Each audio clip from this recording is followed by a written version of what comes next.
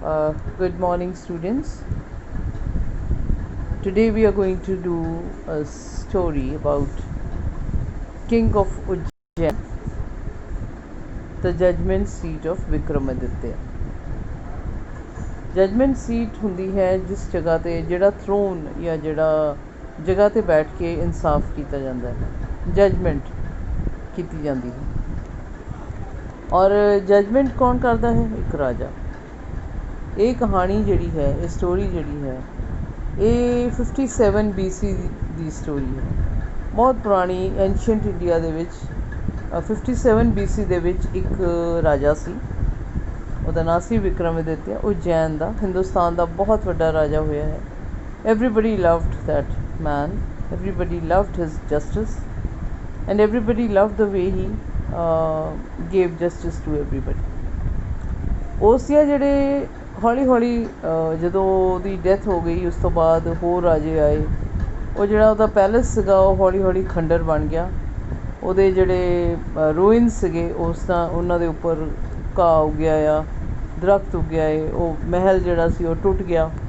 ਇਸ ਤਰ੍ਹਾਂ ਉਹ ਚੇਂਜ ਹੁੰਦਾ ਅੱਜ ਦਾ ਉਜੈਨ ਜਿਹੜਾ ਹੈ, ਜਾਂ ਅੱਜ ਤੋਂ 100 ਸਾਲ ਪਹਿਲਾਂ ਦਾ ਜਿਹੜਾ ਉਜੈਨ ਸੀਗਾ, ਉਜੈਨ ਸ਼ਹਿਰ, ਉਹ ਇੱਕ ਚੇਂਜ ਹੋ ਗਿਆ, ਬਦਲ ਗਿਆ। ਉੱਥੇ ਕੋਈ ਮਹਿਲ ਨਹੀਂ, ਕੋਈ ਕੁਛ ਨਹੀਂ। ਲੋਕ ਆਪਣੇ ਉਹਨਾਂ ਰੂਇਨਸ ਦੇ ਵਿੱਚ, ਉਹਨਾਂ ਖੰਡਰਾਂ ਦੇ ਵਿੱਚ ਆਪਣੇ ਡੰਗਰ ਚਰਾਉਣ ਲੈ ਜਾਂਦੇ, ਬੱਚਿਆਂ ਨੂੰ ਭੇਜ ਦਿੱਤਾ ਜਾਂਦਾ। ਤੁਹਾਨੂੰ ਪਤਾ ਹੋਏਗਾ, ਹੈ ਨਾ, we usually do this in our villages. ਪਿੰਡਾਂ ਦੇ ਵਿੱਚ ਕੀ ਕਰਦੇ ਨੇ, ਚੌਣਾ ਲੈ ਕੇ ਜਾਂਦੇ ਨੇ, ਲਿਜਾਂਦੇ ਆ ਨਾ, ਸ਼ੈਪਰਡਸ ਹੁੰਦੇ ਨੇ, ਉਹਨਾਂ ਨੂੰ ਕਿਹਾ ਜਾਂਦਾ ਹੈ, ਜਿਹੜੇ ਡੰਗਰਾਂ ਨੂੰ ਲੈ ਕੇ ਸਵੇਰੇ ਲੈ ਜਾਂਦੇ ਨੇ ਔਰ ਸ਼ਾਮ ਨੂੰ ਮੋੜ ਕੇ ਲੈ ਆਉਂਦੇ ਨੇ। ਬਹੁਤੀ ਵਾਰ ਉਹ ਬੱਚੇ ਹੁੰਦੇ ਨੇ, most of the time they are small children, ਅਤੇ ਉਹਨਾਂ ਨੂੰ ਇਹ ਕੰਮ ਦੇ ਦਿੱਤਾ ਜਾਂਦਾ ਐਂਡ ਦੇ ਡੂ ਇਟ, ਦੇ ਲਵ ਡੂਇੰਗ ਇਟ, ਕਿਉਂਕਿ ਉਹਨਾਂ ਨੂੰ ਸਾਰਾ ਦਿਨ ਖੇਡਣ ਦਾ ਮੌਕਾ ਮਿਲ ਜਾਂਦਾ। ਸੋ ਉਜੈਨ ਦੇ ਲੋਕ ਵੀ ਇੱਦਾਂ ਹੀ ਕਰਦੇ ਸੀ। ਉੱਥੇ ਜਿਹੜੇ ਉਜੈਨ ਦਾ ਸ਼ਹਿਰ ਦੇ ਵਾਸੀ ਸੀਗੇ, ਉਹ ਲੋਕ ਆਪਣੇ ਜਾਨਵਰਾਂ ਨੂੰ, ਆਪਣੇ ਡੰਗਰਾਂ ਨੂੰ ਇਹਨਾਂ ਸ਼ੈਪਰਡਸ ਦੇ ਹੱਥ ਭੇਜ ਦਿੰਦੇ ਸੀ, ਅਤੇ ਉਹ ਸਾਰੇ ਲੈ ਕੇ ਦੂਰ ਖੰਡਰਾਂ ਦੇ ਵਿੱਚ ਚਲੇ ਜਾਂਦੇ ਸੀ।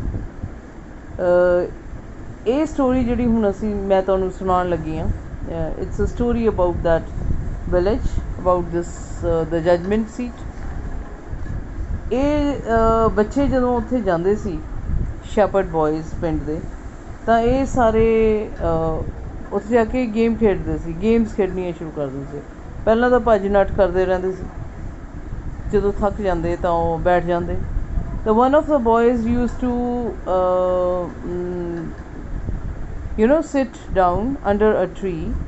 ਉੱਥੇ ਇੱਕ ਵੱਡਾ ਸਾਰਾ ਪੱਥਰ ਜਿਹਾ ਸੀ, ਉਹਦੇ ਉੱਤੇ ਬੈਠ ਜਾਂਦਾ, ਅਤੇ ਜਦੋਂ ਉਹ ਬੈਠ ਜਾਂਦਾ, ਹੀ ਯੂਜ਼ ਟੂ ਚੇਂਜ, ਆਪਣੇ ਆਪ ਉਹਦੇ 'ਚ ਚੇਂਜ ਆ ਜਾਂਦਾ, ਸੋਬਰ ਹੋ ਜਾਂਦਾ, ਸੀਰੀਅਸ ਹੋ ਜਾਂਦਾ, ਔਰ ਬਹੁਤ ਹੀ ਵਧੀਆ ਇੱਕ ਜੱਜ ਬਣ ਜਾਂਦਾ। ਬੱਚਿਆਂ ਨੇ ਕੀ ਕਰਨਾ, ਉਹਦੇ ਕੋਲ ਕਹਾਣੀਆਂ ਲੈ ਕੇ ਆਉਣੀਆਂ। They use to bring stories about, ਆਹ ਮੇਰਾ ਡਿਸਪਿਊਟ ਹੈ, ਆਹ ਮੇਰਾ ਕੁਐਰਲ ਹੈ, ਮੇਰਾ ਨੇਬਰ ਹੈ, ਇੱਦਾਂ ਕਰਦਾ ਹੈ, ਮੇਰੇ ਇਹਦੇ ਨਾਲ ਲੜਾਈ ਹੈ। ਉਹ ਇਸ ਤਰ੍ਹਾਂ ਦੀਆਂ ਕਹਾਣੀਆਂ ਬਣਾ ਕੇ ਲਿਆਉਂਦੇ। And that boy use to give the judgment well sitting on the seat. ਇਸ ਤਰ੍ਹਾਂ ਬੜੇ ਦਿਨ ਇਹ ਕਹਾਣੀਆਂ ਚੱਲਦੀਆਂ ਰਹੀਆਂ।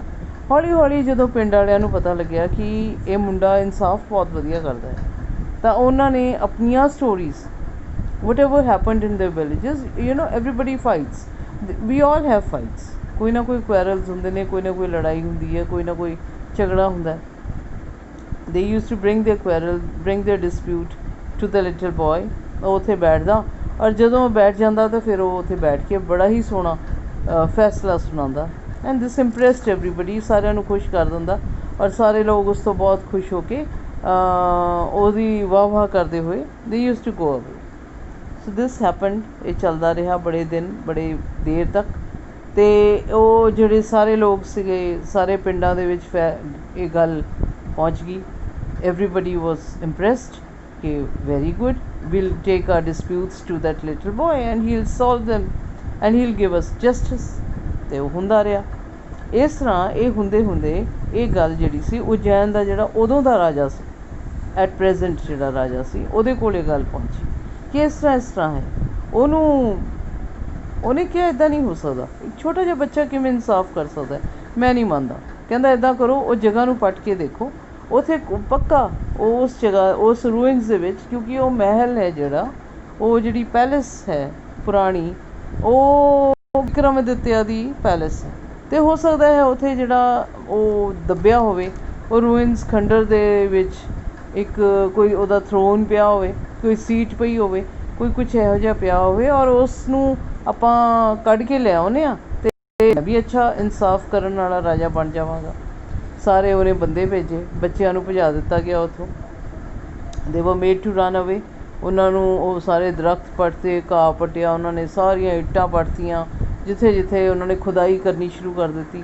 ਉਹ ਹੌਲੀ ਹੌਲੀ ਕਰਦੇ ਕਰਦੇ ਕਰਦੇ ਕਰਦੇ ਉਹਨਾਂ ਨੂੰ ਉਹੀ ਜਗ੍ਹਾ 'ਤੇ ਇੱਕ ਜਿੱਥੇ ਉਹ ਮੁੰਡਾ ਬੈਠਦਾ ਸੀ ਉੱਥੇ ਇੱਕ ਪੱਥਰ ਮਿਲਿਆ ਜਿਹੜਾ ਕਾਲੇ ਰੰਗ ਦਾ ਸੀ। ਉਹ ਸੀਟ ਸੀਗੀ, ਐਕਚੁਅਲੀ ਉਹ ਸੀਟ ਸੀ, it was a judgment seat, ਅਤੇ ਉਹਦੇ ਨੀਚੇ 25 ਏਂਜਲਸ, ਫਰਿਸ਼ਤੇ ਪੰਖ ਖਿਲਾਰ ਕੇ ਬੈਠੇ ਹੋਏ ਸੀ ਔਰ ਸਪੋਰਟ ਕਰਕੇ ਉਸ ਪੱਥਰ ਨੂੰ ਉਹ ਬੈਠੇ ਹੋਏ ਸੀ। ਰਾਜਾ ਨੂੰ ਖਬਰ ਮਿਲੀ ਕਿ ਬਈ ਉਹ ਮਿਲ ਗਿਆ, ਉਹ ਜਜਮੈਂਟ ਸੀਟ ਮਿਲ ਗਈ, ਤਾਂ ਉਹਨੇ ਕਿਹਾ ਇਹਨੂੰ ਲੈ ਆਓ, ਮੇਰੇ ਕੋਲ ਲਿਆਓ ਮਹਿਲ ਦੇ ਵਿੱਚ, ਮੈਂ ਇਸ ਦੇ ਉੱਪਰ ਬੈਠਣਾ ਚਾਹੁੰਦਾ। ਅਤੇ ਉਹਨਾਂ ਨੇ, ਉਹਦੇ ਬੰਦਿਆਂ ਨੇ ਉਸ ਨੂੰ ਸਾਫ਼ ਕੀਤਾ, ਸੋਹਣਾ ਸਜਾਇਆ, ਉਹ ਪਾਠ ਪੂਜਾ ਕੀਤੀ ਔਰ ਲਿਜਾ ਕੇ ਉਸ ਨੂੰ ਹਾਲ ਦੇ ਵਿੱਚ ਰੱਖ ਦਿੱਤਾ। ਉਹ ਜਜਮੈਂਟ ਸੀ। ਜਦੋਂ ਉਸ ਜਗ੍ਹਾ 'ਤੇ ਉਹਨੂੰ ਰੱਖ ਦਿੱਤਾ ਗਿਆ, ਉਸ ਸੀਟ ਨੂੰ, ਤਾਂ ਲੋਕ ਜਿਹੜੇ ਨੇ ਉੱਥੇ ਇਕੱਠੇ ਹੋ ਗਏ, ਲੋਕ ਆਏ, ਪਬਲਿਕ ਆ ਗਈ, ਸਾਰੇ ਆਲੇ ਦੁਆਲੇ ਦੇ ਲੋਕ ਆ ਗਏ, ਤਾਂ ਉਹ ਉਸ ਜਗ੍ਹਾ 'ਤੇ ਪੂਠਾ ਕੀ ਹੁੰਦੇ ਨੇ, ਸਾਰੇ ਜਿਹੜੇ ਦੂਰ ਦੂਰ ਤੋਂ, ਬਹੁਤ ਦੂਰ ਦੂਰ ਤੋਂ ਦੁਨੀਆ ਸੀ ਜਿਹੜੀ, ਉਹਦੀ ਪ੍ਰਜਾ ਜਿਹਨੂੰ ਕਹਿੰਦੇ ਨੇ, ਪਬਲਿਕ ਹੈ ਨਾ, ਪਬਲਿਕ ਜਿਹੜੀ ਸੀ ਉਹ ਸਾਰੀ ਆ ਕੇ ਉੱਥੇ ਇਕੱਠੀ ਹੋ ਗਈ। ਤਾਂ ਉਹ ਜਿਹੜਾ ਰਾਜਾ ਸੀ ਉਹ ਕਹਿੰਦਾ ਅੱਜ ਤੋਂ 3 ਦਿਨ ਬਾਅਦ ਮੈਂ ਇਸ 'ਤੇ ਬੈਠਾਂਗਾ, ਅਤੇ ਆਪਾਂ ਉਹਨੇ ਦਿਨ ਕਿਸੇ ਨੇ ਕੁਛ ਨਹੀਂ ਖਾਣਾ, ਫਾਸਟਿੰਗ ਕਰਾਂਗੇ, ਵਰਤ ਰੱਖਾਂਗੇ ਔਰ ਪਾਠ ਪੂਜਾ ਕਰਾਂਗੇ। ਸਾਰੇ ਜਣਿਆਂ ਨੇ ਉੱਥੇ ਪਾਠ ਪੂਜਾ ਕਰਨੀ ਸ਼ੁਰੂ ਕਰਤੀ, ਪੰਡਤ ਜੀ ਆ ਗਏ, ਹਵਨ ਹੋਣੇ ਸ਼ੁਰੂ ਹੋ ਗਏ। ਹੁੰਦੇ ਹੋਏ ਜਦੋਂ ਚੌਥਾ ਦਿਨ ਆਇਆ, ਉਹ ਉਸ ਸੀਟ ਦੇ ਅੱਗੇ ਜਾ ਕੇ ਖੜ੍ਹਾ ਹੋਇਆ, ਉਹਨੇ ਮੱਥਾ ਟੇਕਿਆ ਔਰ ਬੈਠਣ ਲੱਗਿਆ। ਜਦੋਂ ਬੈਠਣ ਲੱਗਿਆ ਤਾਂ ਇੱਕ ਜਿਹੜਾ ਉਹਦੇ 'ਚੋਂ ਫਰਿਸ਼ਤਾ ਸੀ, ਉਸ ਸੀਟ ਦੇ ਵਿੱਚ ਜਿਹੜਾ ਇੱਕ ਫਰਿਸ਼ਤਾ ਸੀ, ਉਹ ਬੋਲਿਆ, ਕਹਿੰਦਾ ਰਾਜਾ ਤੂੰ ਰੁਕ, ਕਹਿੰਦਾ ਕੀ ਤੂੰ ਇਸ ਸੀਟ ਦੇ ਉੱਪਰ ਬੈਠਣ ਦੇ ਲਾਇਕ ਹੈ? Are you worthy to sit on this seat? ਤਾਂ ਵਿਕਰਮਾਦਿੱਤਿਆ ਕਹਿੰਦੀ ਸੀਟ ਹੈ, ਕਹਿੰਦਾ ਇਹ, ਕਹਿੰਦਾ ਤੂੰ ਇਸ 'ਤੇ ਕਾਬਲ ਹੈ? ਕਿ ਕਦੇ ਤੂੰ ਇਹ ਨਹੀਂ ਸੋਚਿਆ ਕਿ ਜਿਹੜੀਆਂ ਦੂਜੀਆਂ ਦੀਆਂ ਕਿੰਗਡਮਸ ਨੇ, ਦੂਜਿਆਂ ਦੀਆਂ ਦੇ ਰਾਜਿਆਂ ਦੀਆਂ ਕਿੰਗਡਮਸ ਨੇ, ਉਹ ਮੇਰੀਆਂ ਹੋ ਜਾਣ? ਤਾਂ ਇਹ ਕਹਿੰਦਾ ਇਹ ਤਾਂ ਮੈਂ ਬਹੁਤ ਵਾਰ ਸੋਚਿਆ। ਕਹਿੰਦਾ ਫਿਰ ਤੂੰ ਲਾਇਕ ਨਹੀਂ ਹੈ। ਅਤੇ ਉਹ ਇਹ ਕਹਿ ਕੇ ਉਹ ਜਿਹੜਾ ਫਰਿਸ਼ਤਾ ਸੀ ਉੱਡ ਗਿਆ, ਚਲਾ ਗਿਆ। ਇਹ ਰਾਜੇ ਨੂੰ ਕਹਿ ਗਿਆ ਕਿ ਤੂੰ ਹੁਣ 3 ਦਿਨ ਫਿਰ ਫਾਸਟਿੰਗ ਕਰਨੀ ਹੈ, ਫਿਰ ਵਰਤ ਰੱਖਣਾ, ਫਿਰ ਪਾਠ ਪੂਜਾ ਕਰਨੀ ਹੈ, ਔਰ ਚੌਥੇ ਦਿਨ ਆਈ। ਉਹ ਉਸੇ ਤਰ੍ਹਾਂ ਹੋਇਆ, 3 ਦਿਨ ਹੋਰ ਲੰਘ ਗਏ, ਚੌਥੇ ਦਿਨ ਫਿਰ ਆਇਆ, ਚੌਥੇ ਦਿਨ ਫਿਰ ਉਹੀ ਸਾਰੇ ਲੋਕ ਆਏ ਹੋਏ, ਰਸ਼ ਪੂਰਾ, ਮੰਤਰ ਪੜ੍ਹੇ ਜਾ ਰਹੇ ਆ ਔਰ ਉਹ ਉਸ ਸੀਟ ਦੇ ਉੱਤੇ ਬੈਠਣਾ ਚਾਹੁੰਦਾ। ਜਦੋਂ ਉਹ ਆ ਕੇ ਫਿਰ ਖੜ੍ਹਾ ਹੋਇਆ ਤਾਂ ਅਗਲਾ ਸੀ ਜਿਹੜਾ, ਉਹ ਕਹਿੰਦਾ ਤੂੰ ਵਰਦੀ ਹੈ ਇਸ ਦੇ ਲਈ? ਕਹਿੰਦਾ ਕੀ ਕਦੇ ਤੂੰ ਇਹ ਨਹੀਂ ਸੋਚਿਆ ਕਿ ਜਿਹੜੀ ਇਹ ਲੋਕਾਂ ਦੀ ਬਹੁਤ ਸਾਰਾ ਹੀਰੇ ਜਵਾਹਰਾਤ ਨੇ, ਸੋਨਾ ਚਾਂਦੀ ਹੈ ਉਹਨਾਂ ਦੇ ਕੋਲ, ਉਹ ਤੇਰਾ ਹੋ ਜਾਏ? ਕਦੇ ਸੋਚਿਆ ਨਹੀਂ ਹੈ? ਅਤੇ ਉਹ ਕਹਿੰਦਾ ਹਾਂ ਮੈਂ ਤਾਂ ਬਹੁਤ ਵਾਰ ਸੋਚਿਆ, ਮੈਂ ਤਾਂ ਚਾਹੁੰਦਾ ਕਿ ਸਾਰੇ ਹੀਰੇ ਜਵਾਹਰਾਤ, ਸਾਰੀਆਂ ਚੀਜ਼ਾਂ ਮੇਰੀਆਂ ਹੋ ਜਾਣ, ਮੇਰੇ ਕੋਲ ਹੀ ਹੋਣ। ਕਹਿੰਦਾ ਫਿਰ ਤੂੰ ਇਸ 'ਤੇ ਲਾਇਕ ਨਹੀਂ। ਉਹ ਵੀ ਇਸ ਤਰ੍ਹਾਂ ਕਹਿ ਕੇ ਉੱਡ ਗਿਆ। ਕਹਿੰਦਾ 3 ਦਿਨ ਬਾਅਦ ਫਿਰ ਆਈ, ਵਰਤ ਰੱਖੀ ਔਰ ਪੂਜਾ ਕਰਕੇ, ਪਾਠ ਕਰਕੇ ਫਿਰ ਆਈ। 3 ਦਿਨ ਇਸ ਤਰ੍ਹਾਂ ਹੋ ਗਏ, ਰਿਸ਼ਤਾ ਫਿਰ ਆਇਆ। ਉਹ ਕਹਿੰਦਾ ਕੀ ਤੂੰ ਇਸ 'ਤੇ ਲੋਕਾਂ ਦੇ ਜਿਹੜੇ ਪੈਸੇ ਨੇ ਉਹਨਾਂ ਬਾਰੇ ਨਹੀਂ ਸੋਚਿਆ? ਹੋਰ ਰਾਜਿਆਂ ਦੇ ਬਾਰੇ ਨਹੀਂ ਸੋਚਿਆ ਕਿ ਸਾਰੇ ਰਾਜਿਆਂ ਦਾ ਪੈਸਾ ਮੇਰੇ ਕੋਲ ਆ ਜਾਏ? ਇਹ ਕਹਿੰਦਾ ਹਾਂ ਸੋਚਿਆ। ਕਹਿੰਦਾ ਫਿਰ ਤੂੰ ਇਸ 'ਤੇ ਕਾਬਲ ਨਹੀਂ ਹੈ। ਉਹ ਵੀ ਉੱਡ ਗਿਆ। ਇਸ ਤਰ੍ਹਾਂ ਕਰਦੇ ਕਰਦੇ ਕਰਦੇ ਕਰਦੇ 4 ਟਾਈਮ ਇੰਟੂ 24, 24 ਚੌਕਾ 100 ਦਿਨ ਗੁਜ਼ਰ ਗਏ। ਸਾਰੇ ਫਰਿਸ਼ਤੇ ਇੱਦਾਂ ਹੀ ਸਵਾਲ ਕਰਦੇ ਗਏ ਔਰ ਉਹ ਰਾਜੇ ਕੋਲ ਕੋਈ ਜਵਾਬ ਨਹੀਂ ਸੀ। ਇਸੇ ਤਰ੍ਹਾਂ ਉਹ ਉੱਡਦੇ ਗਏ।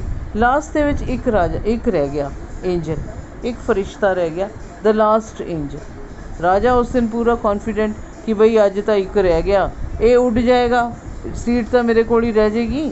ਅਤੇ ਉਸਨੇ ਕੀ ਕੀਤਾ, ਉਹਦੇ ਕੋਲ ਜਦੋਂ ਪਹੁੰਚਿਆ ਤਾਂ ਉਹਨੇ ਸਵਾਲ ਕੀਤਾ ਉਸ ਫਰਿਸ਼ਤੇ ਨੇ, ਕਹਿੰਦਾ ਕਿ ਰਾਜਾ ਤੂੰ ਇਸ ਦੇ ਕਾਬਲ ਹੈ, are you pure at heart, ਤੇਰਾ ਦਿਲ ਉਸ ਬੱਚੇ ਵਾਂਗ ਕੀ ਉਨਾ ਹੀ ਸਾਫ਼ ਹੈ? ਕੀ ਤੂੰ ਕਦੇ ਕਿਸੇ ਦੀ ਬੁਰਾਈ ਨਹੀਂ ਸੋਚੀ?